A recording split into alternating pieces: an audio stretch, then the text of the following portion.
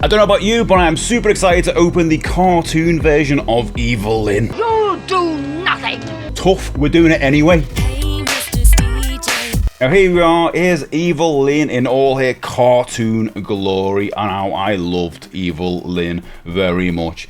Probably had a bit of a crush on her, let's be honest. I'm being honest, probably too honest, but there you go.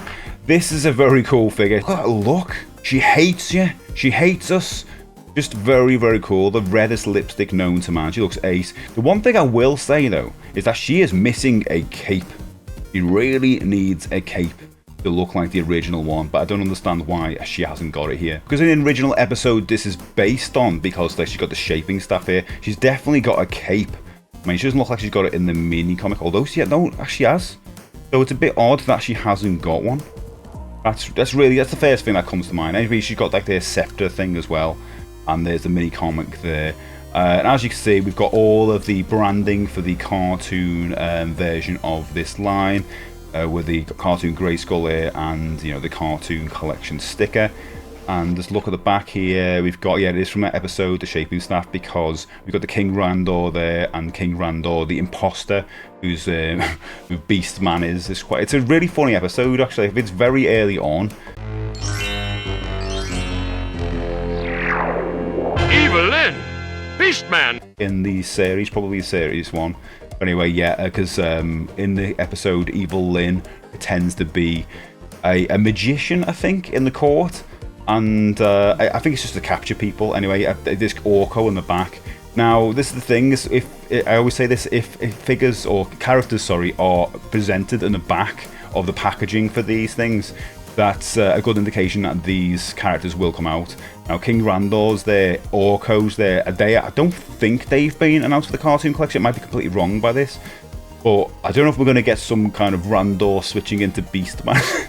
I don't know. They could do that. They do seem to go to crazy places, but that'd be quite funny. Anyway, there we've got, for this wave, there's Evil-Lyn with the staff there. Weird that she's not holding the scepter as well, the scepter in this picture, but where you go.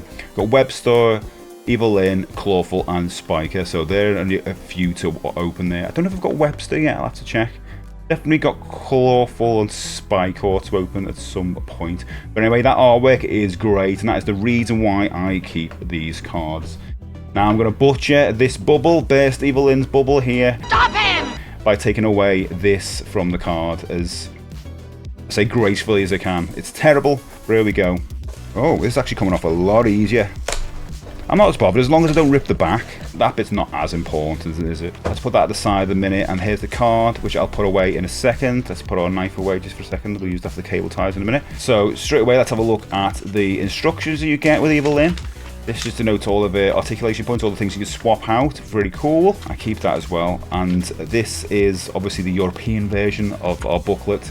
Again, I'm not going to complain like I always do, but the artwork's great. The artwork's great, but you know the things we're going to complain about. So no text at all.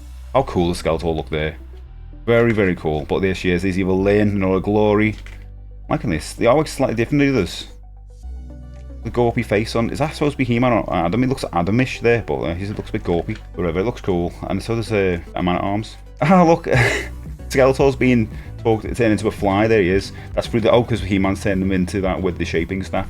Basically, the shaping staff can transform people into different people or animals or whatever, and that's what Evil-Lyn uses in that episode. This legendary wand can transform any matter in the universe. To turn herself and other characters in that show into different people, as you probably guessed. But anyway, those 3 things now go into my folder. Here we go. It's in there. It looks good. That's the bit really I want to protect, this whole section. Let's have a look at the figure. Right. That bit's out now. We take a scepter out. There we go. The shaping staff is out.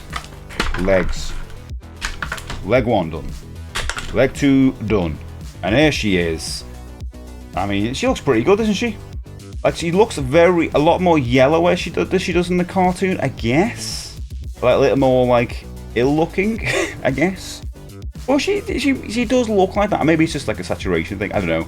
With the old comics, I'm looking at a picture of her now from the actual cartoon because I was watching it before, and she just looks a lot yellower here. Maybe she gets a little bit more like this later on in the show. I can't remember. But like, as all the other Evil-Lyn figures that I've like held, she's pretty light comparatively to like, the bulky the men in the show, where there's a lot of men, let's be honest. Very bulky, and there's not a lot to Evil-Lyn, so not a lot of weight to her. But anyway, let's put the shaping staff in her hand. There we go. Fits really well. It's like a glove, as they say. And the head can move around quite a bit there. That's pretty good. And then she can move her arms around as well. Any issues with the knees? No, because the knees remind me of those Dungeons & Dragons figures I opened up a while ago for some reason, where you just couldn't bend anything. Can bend quite a bit on this. Not too much though. You don't really want to be doing that anyway, because you're just going to be displayed somewhere. Oh, she looks great. Very emotive. Very emotive. Looks really cool.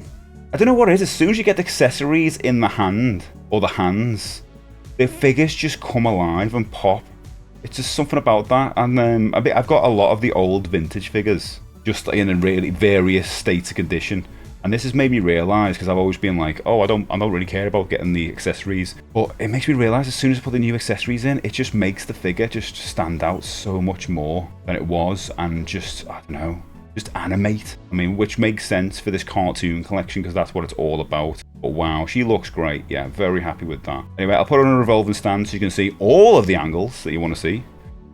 Well, just the 360 angle of it.